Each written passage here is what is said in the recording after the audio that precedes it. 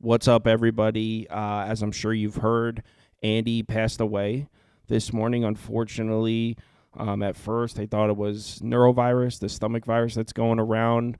Then after a couple days, he started having some chest pains, and they brought him to the ER. Then I thought things were looking okay because he got to the ER. He was feeling a little better. They were going to biopsy his kidney on Monday, so they still had some tests to do, but he was feeling better. So I thought things were starting to get better, but apparently he had a blood infection and there were complications with his lungs. He went into cardiac arrest and passed away. He was 22 years old, man. 22 years old. That kid was so dedicated to what we were doing here. He truly believed in what we were building. And I was telling people in the Discord earlier, he would come work from 10 a.m. to 10 p.m. here, work all day, 12 hours, go home, and I would get a text at 2 a.m., 4 hours after he left, with like an article about Auburn's offensive line, how they're shifting the left tackle to left guard or something. So he would be working here all day and then go home and still be looking at ways to make our videos better. He truly was so dedicated. He was the best, man. He was always so grateful for the opportunity. Always so grateful. Like, I gave him a shot. But in reality, we should have been the grateful ones to be able to work with someone like that. I mean, there wasn't a dishonest, greedy bone in his body. The type of person that you would trust giving the keys to your house to after a couple months. He was just such a raw, genuine person. He was such an honest person. The positive influence he had on me and everyone here, it can't even be put into words. I mean, he could go 8-1 with his picks on the show, or 1-8, and he would come to work the next morning with the exact same smile on. I mean, he was just so positive. He never let it get to him. Even when there were angry comments telling him he sucks and all that, he would just laugh. He'd be like, I'll show him. I'm going 5-0 tonight. Like, he was always positive, which is how we should all strive to be. He was always positive. I don't think I've ever seen the kid in a bad mood, other than when Jalen Milroe threw that deep pass to beat Georgia after they came back and took the lead. Now, all jokes aside, I don't know if I've ever seen the kid in a bad mood. He was truly an excellent person. One more thing I wanted to add that I forgot to say. Sometimes it's easy to slip into a negative mindset, if your picks are losing, or the stream isn't working properly, the audio sucks, or your computer's glitching, the graphics are being glitchy, anything. And it's easy to slip into a negative mindset and forget that this is a dream job. I mean, talking about your sports picks, betting, like, that's for a living, that's a dream job. And having Andy around was a constant reminder, because he was always full of gratitude and just a positive influence for everyone here. So, You know, when somebody passes away, and everyone shares fond memories of that person, which makes sense. You want to remember those who have passed on in a positive light. It makes sense. But you're like, okay, well, let's hold on. This wasn't Mother Teresa. They did have flaws. In Andy's case, I mean, all those nice things people are going to be saying about him, they're all true. I mean, he's spot on. I couldn't think of anybody that has a negative thing to say about this kid, for real. The world is truly a worse place without him, and things are not going to be the same here without him. So rest in peace, Andy. This one sucks. It was a pleasure working with you for 18 months. Gotta miss you. It's been about 1 month since I've seen Andy in the office due to our schedules conflicting. 1 month. And as the days have gone along, I've noticed I've been less excited to go to work. I've had less laughs and smiles at the office, and losses have been tougher to handle.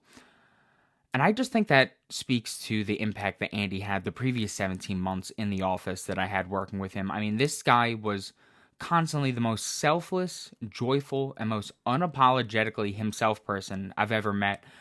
I mean, for real, this guy, within the first 6 months of me working with him, had no fear in telling me that he went to a Jonas Brothers concert not because of his girlfriend, but because he wanted to, okay? He willingly saw and enjoyed the Gran Turismo movie, and he's always tuned into the SEC college basketball press conferences. I mean, just about anybody else on the planet.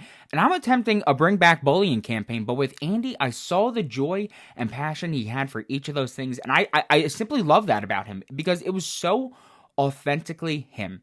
Andy will forever be one of the single most impactful people I've ever met in my life, and I hope that myself, Kyle, and everybody in the company can make him proud going forward with what we do here. We can never replace Andy, but we could try to honor him every single day by trying to live like him, with relentless love and joy in our hearts, never being ashamed of who we are.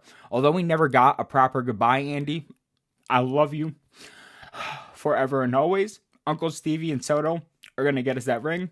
Love you, man. Yeah, this one's tough. Andy was a great guy. Definitely gone way too soon. 21 years old, which is insane.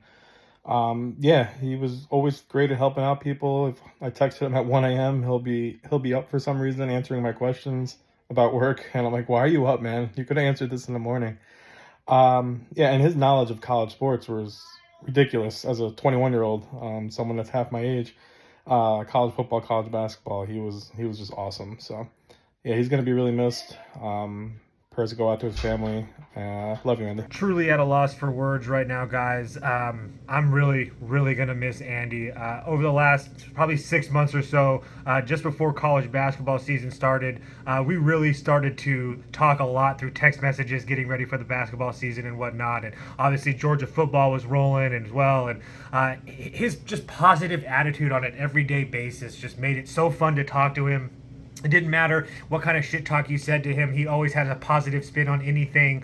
And it's just something that's something that you don't see a lot in this world anymore today. And I hope that everybody knows that kid was so special, and it had nothing to do with whether he was handicapping games well or bad. The positive attitude was always there, and he's just going to be so missed. I felt like he was just starting to hit his stride. I mean, it is really difficult to sit in on these lives with us and every day and take heat from us. It's a lot of fun, but it's also not for everybody. And he fit in like an absolute glove, and I just miss him so much. Even today, like, I wanted so bad to text him about Georgia's bad weekend, and not only in football and in basketball, just to see how he could spin it, because he was telling me all about Mike White not losing to his alma mater. And I just know that he would have some cool little positive spin. I'm going to miss you, Andy. I'm going to miss you a lot. I'm going to miss you. I originally was going to break down this game. I know that's what Andy would have wanted us to do, but I just really don't feel like talking on camera right now. Real quick summary of how I feel. The lines are now laying 3 on most sportsbook. Totals at 56.5. Pie charts have the data coming in slightly on the Minnesota side. Just over 55% of the tickets, over 65% of the money. As far as the matchup on the field, it's really a good matchup for both quarterbacks. The Lions run a lot of man coverage. Sam Darnold's been probably the best quarterback in the league against man coverage so far this year. Also, the Lions blitz a lot. Sam Darnold's been one of the best quarterbacks in the league against the blitz as well. And on the other side, the Vikings blitz a lot. In fact, I believe they're first in blitz rate. Jared Goff's excellent against the blitz, excellent against cover 2, which is also what the Vikings do. So on paper, it's a really good matchup for both quarterbacks. The difference for me here is Ivan Pace Jr. being back on the field for the Vikings defense. Clearly, when he's on the field, they have one of the best run defenses in the NFL. We know the Lions need to run the ball. There's no Montgomery. They got to rely on Gibbs, and they can still run the ball with Gibbs without a doubt. But with Ivan Pace Jr. on the field, I think the Vikings are able to limit it a little bit. And with all the injuries to the Lions defense, I can't help but think that evens the matchup up. So as far as betting it, I personally make this game -2 for Detroit. So at 3, I think there's some value on Minnesota. Going to take the Vikings +3. Obviously, you'd have to lean towards an over. I expect both quarterbacks to play well. Don't know if I actually bet the total. It's pretty high. It's up there, 56.5. So just going to take the Vikings +3 in this one. We'll go through all the games on the live show at 11 a.m. Eastern time. We'll go through every single game. I'll share my bets, and I'll be in the Discord all night if you need me, posting bets and all that. I just really don't feel like talking on camera right now. So see you all in the morning.